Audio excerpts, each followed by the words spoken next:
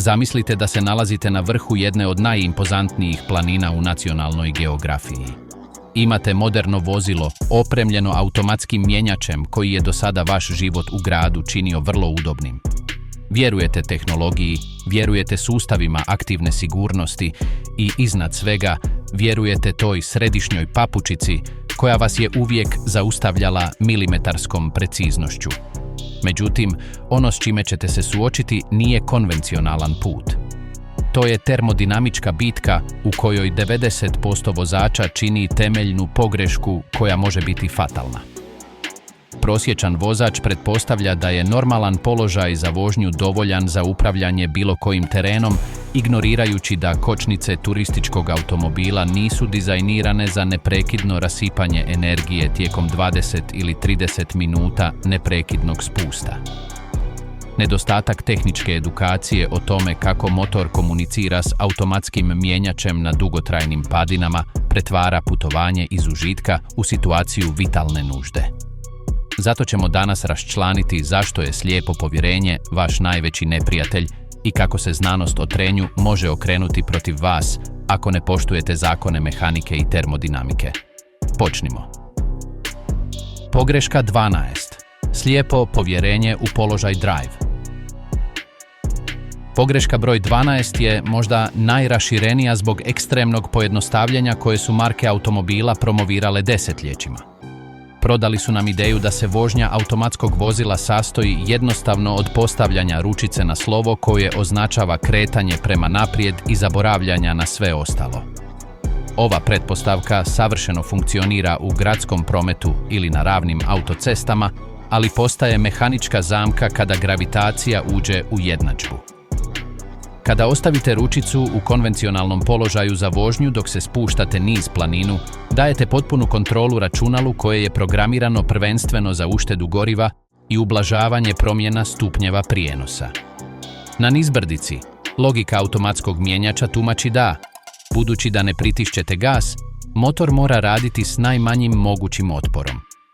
To uzrokuje da mjenjač prebaci u najviši dostupni stupanj prijenosa, kako bi se smanjio broj okretaja u minuti. U tehničkom smislu, vozilo ulazi u stanje blisko praznom hodu.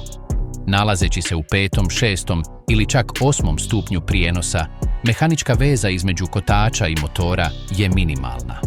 Ne postoji ono što poznajemo kao kočenje motorom.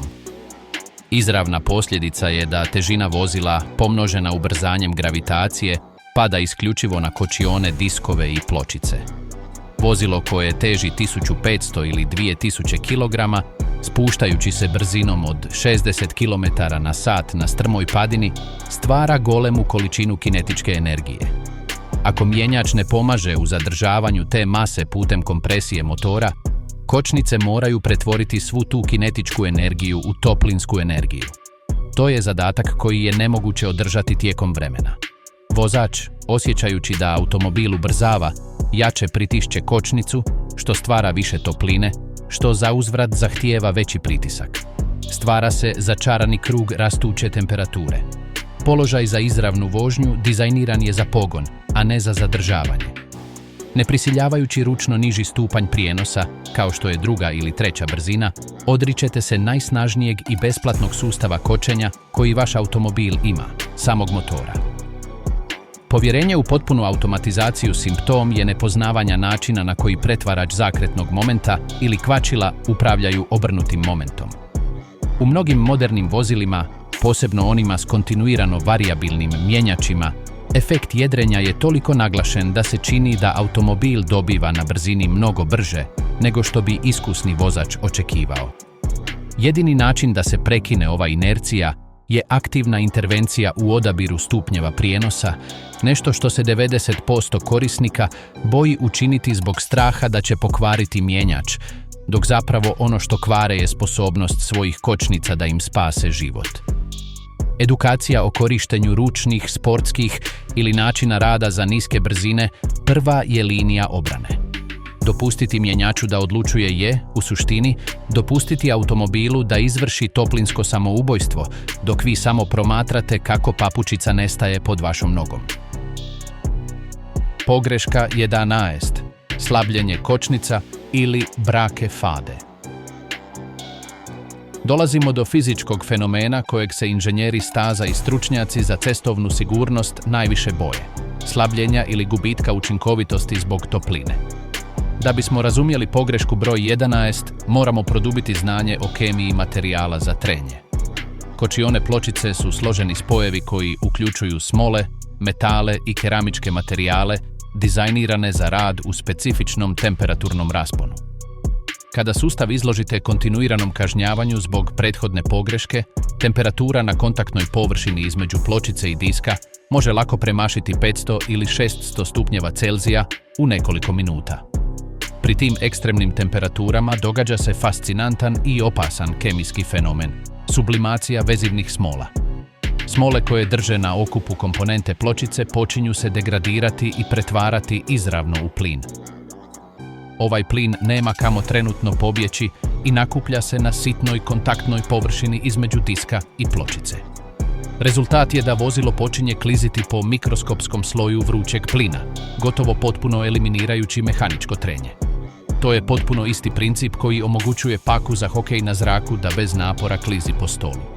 U toj točki, koliko god vozač pritiskao papučicu svom snagom, nema stvarnog čvrstog kontakta. Osjećaj u kabini je potpuni gubitak kontrole. Osim ovog podmazujućeg plina, dolazi do kristalizacije. Materijali pločice se vitrificiraju, postajući izuzetno tvrdi i sjajni, gubeći sposobnost zagriza u metal diska. Kočioni disk, s druge strane, može se užariti do crvenila, što mijenja njegovu molekularnu strukturu i može uzrokovati trajne deformacije ili iskrivljenja. Pogreška vozača je neprepoznavanje početnih simptoma ovog fenomena.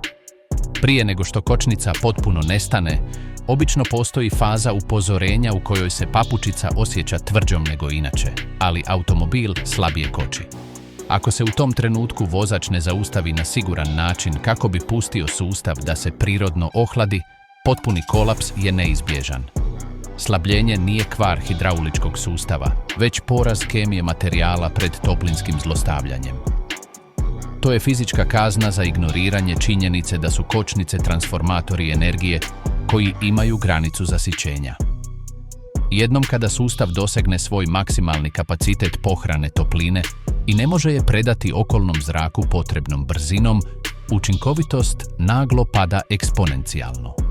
90% vozača koji dožive ovu nezgodu pokušavaju riješiti problem pumpanjem papučice, što je uzaludno kada tarna površina više ne postoji kao takva. Jedini lijek za slabljenje su vrijeme i protok zraka, dva luksuza koja obično nemate kada ste na pola strmog spusta s krivinom od 180 stupnjeva ispred sebe. Pogreška 10. Vrenje kočione tekućine. Dok se pogreška 11 odnosi na kontaktnu površinu, pogreška broj 10 seli se u unutrašnjost cijevi i čeljusti hidrauličkog sustava. Kočiona tekućina je tvar dizajnirana da bude praktički nestlačiva i da podnosi vrlo visoke temperature vrenja, općenito iznad 230 stupnjeva Celzija u tekućinama tipa 4. Međutim, ova tekućina ima vrlo specifičnu karakteristiku, higroskopna je. To znači da tijekom vremena apsorbira vlagu iz zraka. Kada kočiona tekućina sadrži čak i mali postotak vode, njezino vrelište drastično opada. Na dugotrajnom spustu, gdje vozač zlorabi papučicu, toplina stvorena u pločicama prenosi se preko klipova čeljusti izravno na kočionu tekućinu. Ako ta toplina premaši vrelište degradirane tekućine, tekućina počinje vriti unutar kočionih vodova. U osnovnoj fizici učimo da se tekućine ne stlačuju, ali plinovi da. Prilikom vrenja stvaraju se mjehurići vodene pare ili plina same tekućine unutar kruga. Kada vozač pritisne papučicu, umjesto da pokreće tekućinu kako bi ona gurnula klipove, on zapravo stlačuje te mjehuriće plina. Rezultat je najstrašniji simptom koji vozač može doživjeti. Papučica propada do poda automobila bez pružanja ikakvog otpora, kao da gazite na mokru spužvu ili jednostavno na zrak. Za razliku od slabljenja zbog trenja, gdje se papučica može osjećati tvrdom, ali se automobil ne zaustavlja, ovdje papučica jednostavno nestaje. Ovaj fenomen je tehnički poznat kao vapor lock. To je katastrofalan kvar jer poništava mehaničku i hidrauličku vezu između vozačeve noge i kotača. Prevencija ove pogreške ne odnosi se samo na tehniku vožnje u planini, već i na preventivno održavanje. Mnogi vozači provedu godine bez zamjene kočione tekućine, ignorirajući da svakom godinom koja prođe, rizik od vrenja u hitnim slučajevima eksponencijalno raste. Na planinskom spustu, gdje sustav radi na granici svog dizajna, svaka slabost u stanju tekućine manifestira se na najgori mogući način. Toplina je napadač koji putuje od diska prema unutrašnjosti sustava, a ako nemate stabilnu i čistu tekuću barijeru, hidraulički sustav postat će parna zamka koja će vas ostaviti bez kočnica točno kada vam najviše trebaju. Osjećaj praznine u papučici konačni je znak da je sustav kapitulirao pred ekstremnom toplinom i nemarom u održavanju. Pogreška 9. Ignoriranje indikatora temperature mjenjača. 9. pogreška nas vraća na automatski mjenjač, komponentu koju mnogi smatraju čarobnom crnom kutijom koja ne zahtijeva pažnju. Tijekom spusta u planini ne pate samo kočnice. Automatski mjenjač je složeni sustav planetarnih zupčanika, kvačila i, što je najvažnije, hidrauličke tekućine koja se zove ulje za automatske mjenjače ili ATF. Ova tekućina obavlja kritične funkcije, podmazuje, čisti, hladi i medij je preko kojeg se prenosi sila u pretvaraču zakretnog momenta. Kada se spuštamo niz strmu padinu u položaju za izravnu vožnju, pretvarač zakretnog momenta može stvoriti pretjerano proklizavanje ili, ako intenzivno koristimo kočenje motorom u nižim stupnjevima prijenosa, tekućina mjenjača se mora nositi sa znatnim opterećenjem povratne energije. Unutarnja toplina mjenjača počinje rasti. Pogreška prosječnog vozača je potpuno ignoriranje činjenice da većina modernih vozila ima upozorenje ili indikator temperature mjenjača na instrument ploči. Ako se ulje mjenjača pregrije, gubi svoju viskoznost i sposobnost zaštite unutarnjih komponenti. Ono što je još ozbiljnije u kontekstu spusta je da toplina mjenjača i toplina kočnica često dijele obližnje prostore za disipaciju u motornom prostoru i podokviru. Mjenjač koji radi na 120 stupnjeva Celzija pridonosi povećanju opće temperature perifernih komponenti, uključujući kočione vodove koji prolaze u blizini. Osim toga, ako se tekućina mjenjača degradira zbog ekstremne topline, mjenjač može ući u način zaštite ili nužde, što bi moglo isključiti stupanj prijenosa ili ograničiti vašu sposobnost ručnog korištenja kočenja motorom, ostavljajući vas ponovno isključivo na milost i nemilost radnim kočnicama. Ulje mjenjača ima vijek trajanja koji se prepolovi za svakih 10 stupnjeva za koliko premašite njegovu optimalnu radnu temperaturu. Ignoriranje ovog faktora znači osuditi mjenjač na preranu smrt i izgubiti kritičnog saveznika u upravljanju energijom tijekom spusta. Mnogi vozači vide svjetlo upozorenja na ploči i odluče nastaviti do kraja spusta, misleći da je to sekundarni problem. U planini nema sekundarnih problema, sve je međusobno povezano. Zdravlje vaše tekućine za mjenjač je ono što omogućuje motoru i kotačima da govore istim jezikom. Ako se taj dijalog prekine zbog topline, vozilo postaje težak i nekontroliran objekt koji se kotrlja niz planinu. Praćenje temperature i razumijevanje da napor zadržavanja također stvara unutarnju toplinu od vitalnog je značaja za dolazak u dolinu s neoštećenim vozilom. Pogreška 8. Neispravno korištenje neutralnog položaja na nizbrdici. Pogreška broj 8.1 je od najupornijih i najopasnijih mitova u automobilskoj kulturi. Vjerovanje da postavljanje mjenjača u neutralni položaj tijekom spusta štedi gorivo ili pogoduje motoru. Ova praksa, koja je već bila rizična u vozilima s ručnim mjenjačem, postaje samoubilačka u automatskom automobilu. Prva i najočitija opasnost je potpuni prekid kinetičke kontrole. Postavljanjem ručice u neutralni položaj eliminirate svaku mogućnost da kompresija motora pomogne u reguliranju brzine vozila. U ovoj situaciji automobil postaje objekt od 2 tone koji se slobodno kotrlja, tjeran isključivo gravitacijom. Sva odgovornost za zaustavljanje te mase ponovno pada isključivo na sustav kočenja, ubrzavajući procese slabljenja i vrenja koje smo prethodno objasnili. Ali opasnost tu ne prestaje. S točke gledišta unutarnjeg inženjeringa mjenjača, korištenje neutralnog položaja dok je vozilo u pokretu je razorno. Automatski mjenjači ovise o unutarnjoj uljnoj pumpi, koja je obično spojena na ulazno vratilo, koje se okreće zajedno s okretajima motora. Ako motor padne na broj okretaja u praznom hodu jer ste ubacili u neutralni položaj, uljna pumpa smanjuje svoj protok i tlak na minimum. Međutim, izlazno vratilo mjenjača, koje je povezano s kotačima, nastavlja se okretati na visokom broju okretaja zbog brzine spusta. To stvara unutarnju nepodudarnost, gdje se metalne komponente okreću velikom brzinom bez potrebnog podmazivanja i hlađenja, koje osigurava tekućina koja cirkulira pod punim tlakom. Spaljujete unutarnja kvačila i ležajeve zbog nedostatka podmazivanja, dok vjerujete da štedite nekoliko mililitara benzina. Osim toga, u smislu aktivne sigurnosti, neutralni položaj vas ostavlja razoružanima. Ako se pojavi hitna situacija koja zahtijeva iznenadno ubrzanje kako biste izbjegli prepreku ili ispravili manevar, vrijeme koje vam je potrebno da ponovno uključite stupanj prijenosa može biti razlika između života i smrti. U nekim modernim mjenjačima elektronički sustav čak blokira ponovno uključivanje pri visokim brzinama kako bi zaštitio integritet zupčanika, učinkovito vas ostavljajući u praznom hodu dok se automobil potpuno ne zaustavi, što se neće dogoditi na nagibu od 10%. Ušteda goriva ne postoji u modernim automobilima s elektroničkim ubrizgavanjem, jer sustavi za prekid dovoda goriva pri kočenju motorom potpuno zatvaraju brizgaljke kada otkriju da se vozilo kreće inercijom s uključenim stupnjem prijenosa, dok u neutralnom položaju motor mora nastaviti ubrizgavati gorivo kako bi ostao upaljen. Stoga je postavljanje u neutralni položaj tehnički pogrešno, mehanički destruktivno i operativno smrtonosno. Pogreška 7. Nerazumijevanje načina rada low, 2 i 3. Pogreška broj 7 leži u nepismenosti u pogledu instrument ploče i ručice mjenjača.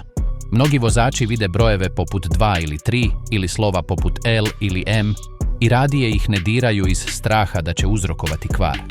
Ne razumiju da su ti položaji njihovi najbolji saveznici u planini. U starijim automatskim mjenjačima, položaji 2 i 3 mehanički ograničavaju mjenjač tako da ne prelazi taj stupanj prijenosa. Ako odaberete 2, automobil će koristiti prvu i drugu brzinu, ali nikada neće prijeći u treću. To je od vitalnog značaja, jer prisiljava motor da se okreće na višem broju okretaja, stvarajući pneumatski otpor unutar cilindara koji koči automobil bez korištenja disk kočnica. U modernim mjenjačima sa sekvencijalnim ili ručnim načinom rada, obično označenim simbolima plus i minus, vozač ima mogućnost odabrati točno onaj prijenosni omjer koji mu je potreban. Česta pogreška je neprebacivanje u niže stupnjeve prijenosa dok se motor ne čuje na visokim okretajima. Postoji atavistički strah da će motor eksplodirati ako se digne na 4000 ili 5000 okretaja u minuti bez dodavanja gasa. Stvarnost je da je, dok god ne prijeđete crvenu zonu okretomjera, motor savršeno dizajniran za rad na tom režimu pri kočenju motorom. Zapravo, puno je sigurnije i ekonomičnije potrošiti malo radnog vijeka brtvi motora zbog visokih okretaja, nego iscrpiti kapacitet kočenja u prvih 5 km spusta. Ne razumjeti kako prevesti jezik vašeg mjenjača na teren po kojem gazite je kao pokušati se popeti na planinu u uredskoj obući. Način L ili niski brojevi moraju se aktivirati prije nego što automobil dobije preveliku brzinu. Česta pogreška je pokušaj prebacivanja u drugu kada automobil već ide 100 km na sat. U tom trenutku računalo mjenjača će odbiti naredbu kako bi se zaštitilo. Ključ je u predviđanju. Odabir nižeg stupnja prijenosa na vrhu prije nego što gravitacija preuzme kontrolu. Ako automobil od vas traži da stalno kočite, to je zato što je odabrani stupanj prijenosa predug. Morate se spustiti za još jedan omjer dok ne osjetite da motor stabilno drži težinu vozila.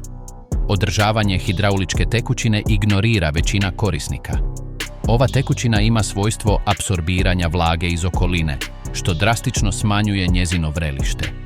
Kada se voda nakupljena u sustavu pretvori u paru zbog topline spusta, papučica postaje spužvasta i automobil potpuno prestaje kočiti. Imperativ je mijenjati ovu tekućinu svake 2 godine kako bi se izbjegao ovaj smrtonosni kemijski fenomen. Pogreška 6. Kočenje na blag i stalan način. Ovo je možda najkontraintuitivnija tehnička pogreška. Razborit vozač misli da je pritiskanje kočnice na blag način, jedva je dodirujući kako bi održao konstantnu brzinu, najsigurniji način spuštanja. Fizički, to je najgore što se može učiniti. Održavanjem laganog, ali neprekidnog pritiska, kočione pločice se nikada ne odvajaju od diska. To spriječava cirkulaciju zraka između tarnih površina i disipaciju topline. To je stalno generiranje toplinske energije koje metalu ne daje predaha. Komponente dosežu kritične temperature mnogo brže nego da se primjenjuju kratka i snažna kočenja. Ispravna tehnika, i ona koju 90% ljudi ignorira, je isprekidano kočenje ili kočenje u impulsima. To se sastoji od toga da se pusti automobil da dobije malo brzine, primijeni čvrsto i odlučno kočenje tijekom 3 ili 4 sekunde kako bi se značajno smanjili kilometri na sat, a zatim potpuno otpusti papučica. Tijekom tih sekundi otpuštanja, disk se slobodno okreće i protok zraka može evakuirati značajnu količinu stupnjeva Celzija. Pogreška stalnog pritiska najizravniji je put do kristalizacije pločica. Budući da nema vrhunaca snažnog pritiska, materijal za trenje se ne troši na zdrav način, već se polira i stvrdnjava pod upornom, ali u početku ne ekstremnom toplinom, stvarajući tu staklastu površinu koja kasnije ne zagriza u disk kada vam stvarno treba snaga. Osim toga, stalni pritisak progresivno zagrijava kočionu tekućinu sve dok toplina ne prođe kroz cijelo tijelo čeljusti, stižući do gumenih brtvi i tekućine. Morate naučiti vjerovati kontroliranoj inerciji. Kočite snažno, smanjite brzinu i dopustite sustavu da diše. Papučica kočnice nije regulator brzine. To je uređaj za hitne slučajeve i točkasto podešavanje. Brzinu mora regulirati mjenjač. Pretjerano i stalno trenje stvara vitrifikaciju na površini tarnog materijala. Pri postizanju ekstremnih temperatura, komponente pločice se tale stvarajući sjajan i tvrd sloj sličan staklu. U tom stanju pločica gubi svoj koeficijent trenja i klizi po disku bez zagriza. Jednom kada se pločice kristaliziraju, njihova sposobnost kočenja smanjuje se za 60% i jedino stvarno rješenje je njihova trenutna zamjena. Pogreška 5. Nepovratno trošenje diska zbog toplinskog šoka. Pogreška broj 5 često se događa kada se čini da je katastrofa već prošla ili kada vozač otkrije pregrijavanje i pokuša ga riješiti impulzivno. Pretpostavimo da ste zlorabili kočnice, dođete do vidikovca i naglo se zaustavite. Prva velika pogreška je povlačenje ručne kočnice ili držanje pritisnute papučice dok je automobil statičan, a diskovi su na 600 stupnjeva. U toj točki pločica djeluje kao toplinski izolator na određenom području diska, dok je ostatak diska izložen zraku. Ova brutalna razlika u temperaturi na površini metala uzrokuje strukturnu deformaciju poznatu kao iskrivljenje. Disk se mikroskopski savija i od tog trenutka, svaki put kada kočite, osjetit ćete snažne vibracije na upravljaču. Još gori je mit o hlađenju kočnica vodom. Ako poprskate hladnu vodu na disk od lijevanog željeza koji je užaren do crvenila, toplinski šok će uzrokovati trenutne strukturne pukotine ili čak lom komponente. Metal se steže tako silovito i neravnomjerno da se njegov molekularni integritet lomi. Nepovratno trošenje također se događa samim zaustavljanjem bez faze hlađenja. Ako osjetite miris paljevine, idealno nije odmah se zaustaviti ako još uvijek imate nešto papučice, već nastaviti kotrljanje vrlo malom brzinom, koristeći kočenje motorom i dopuštajući zraku od kretanja da postupno hladi komponente. Ako se zaustavite sa zapaljenim kočnicama, toplina nakupljena u disku prenijet će se vođenjem na ležaj kotača i na senzore sustava protiv blokiranja kočnica, što može rastaliti kablove i skupe elektroničke komponente. Toplinska strpljivost je vrlina.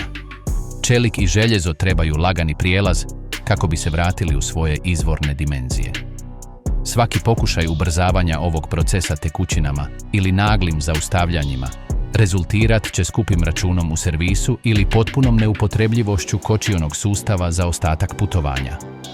Mnogi vozači pogrešno vjeruju da spuštanje u praznom hodu štedi gorivo ili pogoduje motoru. Ova praksa je jedna od najopasnijih u planinskoj vožnji. Isključivanjem mjenjača iz motora gubi se svaka sposobnost mehaničkog zadržavanja, ostavljajući masu od 2 tone na apsolutnoj milosti gravitacije. Ušteda goriva ne postoji u modernim automobilima, jer se ubrizgavanje prekida pri spuštanju s uključenim stupnjem prijenosa, dok u praznom hodu motor troši benzin kako bi ostao upaljen. Pogreška 4. Strah od visokih okretaja. Pogreška broj 4 je psihološka barijera koja odvaja iskusne vozače od početnika. Postoji raširena fobija od slušanja huke motora kada se ne pritišće papučica gasa. Mnogi korisnici osjećaju da, ako igla okretomjera prijeđe 3000 ili 4000 okretaja u minuti dok se spuštaju niz padinu, motor trpi nepopravljivu štetu ili će eksplodirati. Ova percepcija je potpuno pogrešna i proizlazi iz nerazumijevanja termodinamike i mehanike fluida. Kada se motor okreće na visokim okretajima u spustu bez da vozač ubrzava, ne događa se značajno izgaranje ili, u mnogim slučajevima, nikakvo izgaranje zahvaljujući sustavima prekida ubrizgavanja. Ono što vozač čuje je jednostavno zrak koji se sabija i izbacuje. Motor postaje divovski zračni kompresor. Fizika kompresije je ta koja spašava kočnice. Da bi se klipovi podizali i sabijali zrak unutar cilindara, potrebna je ogromna količina energije. U spustu ta energija dolazi od kretanja kotača koji, preko mjenjača, prisiljavaju motor da se okreće. Svaki okretaj motora na 4500 okretaja u minuti je ogromna količina kinetičke energije koja se sigurno rasipa kroz ispušni sustav i sustav hlađenja motora, umjesto da se pretvori u destruktivnu toplinu na kočionim diskovima. Motor je dizajniran za rad u rasponima do 6000 ili 7000 okretaja u minuti pod punim opterećenjem, odnosno pri punom ubrzanju. Rad na 4000 okretaja u kočenju motorom je, usporedno, lagan zadatak za unutarnje komponente poput radilice ili klipnjača, jer nema tlakova toplinske eksplozije koji potiskuju klipove prema dolje. Sustav podmazivanja, k tome, funkcionira optimalno na tim okretajima, osiguravajući da su svi pokretni dijelovi zaštićeni. Stvarni rizik nije buka motora, već tišina kočnica koje isparavaju. Svladavanje straha od okretomjera prvi je korak za siguran spust. Bolje je da motor zvuči opterećeno 20 minuta, nego da kočnice otkažu u sekundi. Pneumatski otpor je konstantan, ne iscrpljuje se i besplatan je. Ignoriranjem ovog resursa zbog neutemeljenog straha, vozač predaje svoju sigurnost fikciji akustične udobnosti. Pogreška 3. Loše korištenje polugica na upravljaču ili sekvencijalnog načina rada. Pogreška broj 3 ima veze s upravljanjem vremenom i tehnologijom modernih mjenjača. Polugice iza upravljača ili sekvencijalni način rada ručice mjenjača prodaju se kao sportski alati, ali u planinskom području oni su alati za preživljavanje. Glavna pogreška vozača leži u kašnjenju odgovora i nedostatku predviđanja. Automatski mjenjač, čak i najbrži s dvostrukom spojkom, ima vrijeme obrade između trenutka kada vozač pritisne polugicu i trenutka kada fizički mehanizam izvrši promjenu. Na strmom spustu, gdje automobil eksponencijalno dobiva na brzini, čekanje da se dosegne brzina od 100 km/h, kako bi se pokušalo prebaciti u drugi stupanj prijenosa, je fatalna tehnička pogreška. Računalo vozila, programirano da štiti integritet zupčanika, odbit će naredbu ako otkrije da bi promjena stupnja prijenosa odvela motor izvan granice njegovih okretaja. Vozač pritišće polugicu, ništa se ne događa i panika obuzima kabinu dok automobil nastavlja ubrzavati. Umjetnost korištenja sekvencijalnog načina rada leži u proaktivnosti. Smanjenje stupnja prijenosa mora se izvršiti prije nego što padina postane strmija ili odmah nakon snažnog kočenja koje je smanjilo brzinu do raspona u kojem sustav prihvaća niži stupanj.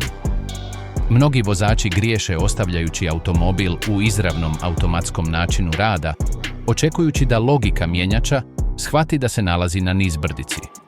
Iako neki moderni mjenjači imaju senzore nagiba, često su spori u reagiranju ili daju prednost niskoj potrošnji goriva, održavajući visoke stupnjeve prijenosa. Preuzimanje ručne kontrole polugicama omogućuje fiksiranje stupnja prijenosa, koji održava automobil na konstantnoj brzini bez potrebe za dodirivanjem kočnice.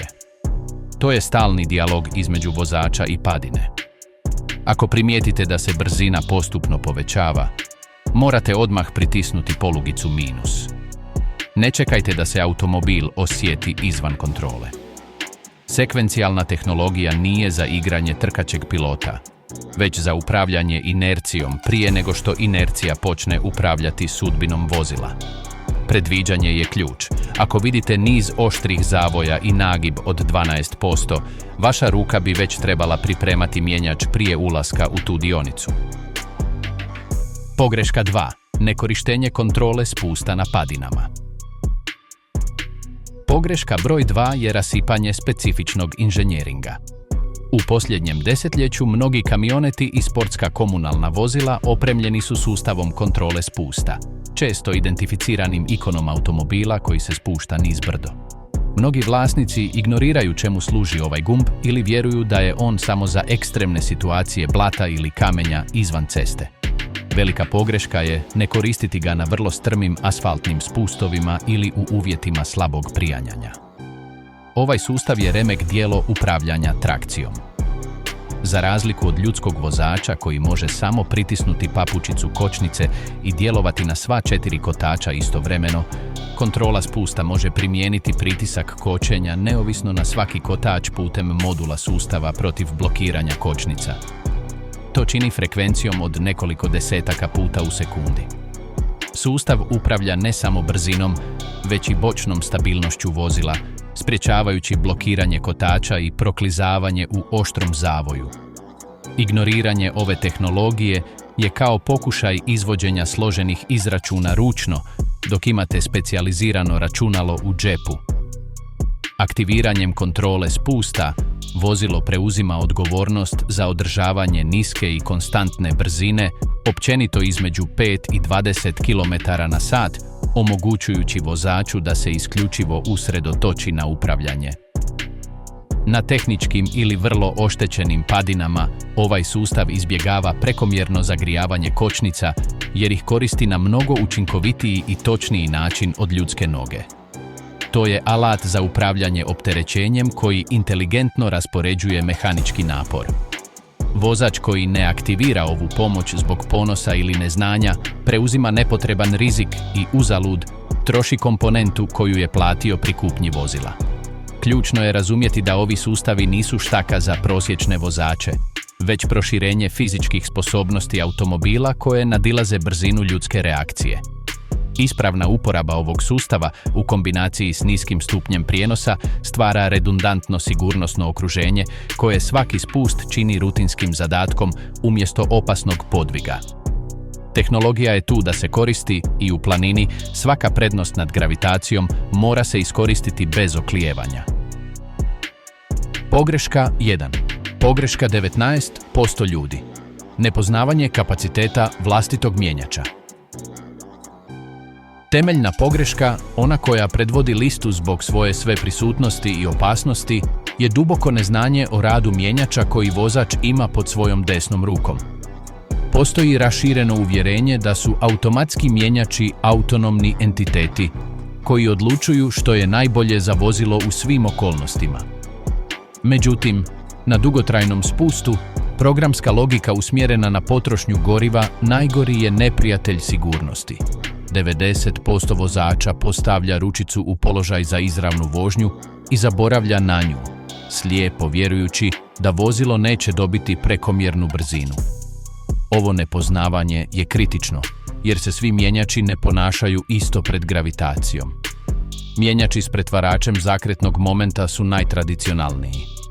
U njima postoji fluidna veza, koja, ako se ne blokira putem spojke za poništavanje, omogućuje automobilu da s lakoćom dobije inerciju. Ako vozač ručno ne odabere niži stupanj prijenosa, unutarnja tekućina mjenjača se zagrijava zbog proklizavanja, gubeći sposobnost zadržavanja i prisiljavajući disk kočnice da obave sav posao. S druge strane, mjenjači s dvostrukom spojkom djeluju kao robotizirani ručni mjenjači. Njihova sposobnost kočenja motorom je izvrsna, jer postoji čvrsta mehanička veza između kotača i motora. Pogreška je ovdje nerazumijevanje da se mora forsirati smanjenje stupnja prijenosa kako bi motor djelovao kao sidro. Konačno, mjenjači s kontinuirano varijabilnim prijenosom, poznati kao mjenjači tipa CVT, oni su koji se najviše pogrešno razumiju. Mnogi vozači vjeruju da, budući da nemaju fiksne fizičke zupčanike, ovi mjenjači ne mogu kočiti motorom. To je netočno. Moderni kontinuirano varijabilni mjenjači simuliraju korake prijenosa ili mijenjaju promjer svojih remenica kako bi povećali okretaje motora i stvorili otpor. Nekorištenje položaja L ili ručnog načina rada u kontinuirano varijabilnom mjenjaču tijekom spusta znači osuditi kočioni sustav na otkazivanje zbog toplinskog zamora u manje od 10 km strme padine. Nepoznavanje ovih razlika dovodi do neučinkovitog upravljanja energijom. Smanjenje stupnjeva prijenosa nije samo opcija, već tehnička obveza. Vozač koji poznaje svoj mjenjač zna da pri ulasku na padinu od 7% mora napustiti automatski način rada i potražiti onaj prijenosni omjer koji održava iglu okretomjera visoko, ali stabilno. Mjenjač je multiplikator snage motora, a u spustu se mora koristiti za multipliciranje otpora, a ne za olakšavanje napredovanja. Kada svi slojevi prevencije zakažu i papučica kočnice potone prema podu, vozila bez pružanja otpora, vozač ulazi u scenarij apsolutne krize. Protokol spasenja mora se izvršiti ledenom smirenošću i mehaničkom preciznošću. Prvo je ne izgubiti komunikaciju s upravljačem. Nikada se ne smije ugasiti motor, jer bi to uklonilo pomoć hidrauličkog ili električnog upravljača, pretvarajući vozilo u neupravljivi projektil. Prva hitna mjera je pokušati brzo pumpati papučicu kočnice kako bi se pokušao vratiti dio preostalog tlaka u hidrauličkom sustavu. Istovremeno mora se prisiliti mjenjač u najniži mogući stupanj prijenosa, bez obzira na buku koju motor proizvodi.